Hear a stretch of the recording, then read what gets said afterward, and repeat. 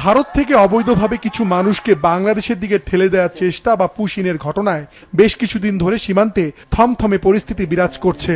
এই ধরনের ঘটনা বন্ধে এরই মধ্যে দিল্লিকে অন্তত 12টি চিঠি দিয়েছে ঢাকা। পররাষ্ট্র প্রতিমন্ত্রী জানিয়েছেন, ভারতের পুশিন চেষ্টা দুদেশের সম্পর্কে নেতিবাচক প্রভাব ফেলবে।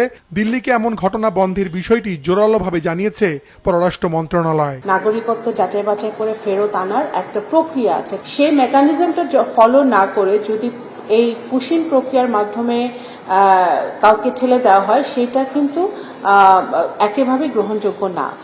ইতিমধ্যে আমরা 12 থেকে 13টা চিঠি দিয়েছি। আমরা আশা করব যে ভারত সরকার এটা তারা সিরিয়াসলি নিবে এবং যথাযথ প্রক্রিয়ার মাধ্যমে, যথাযথ মেকানিজম এবং ডিপ্লোমেসির মাধ্যমে আমাদের এই কাজটি তারা সমাধান করবে। কোনোভাবেই এই পুশিনের মাধ্যমে যদি তারা করে, তাহলে অবশ্যই সেটা আমাদের জন্য ভালো হবে না। এদিকে প্রায় 48 ঘন্টা পর ঠাকুরগাঁও পঞ্চগড় সীমান্ত দিয়ে বাংলাদেশের দিকে ঠেলে দেয় 21 জনকে শূন্য রেখা থেকে সরিয়ে নিয়েছে ভারতের সীমান্তরক্ষী বাহিনী বিএসএফ।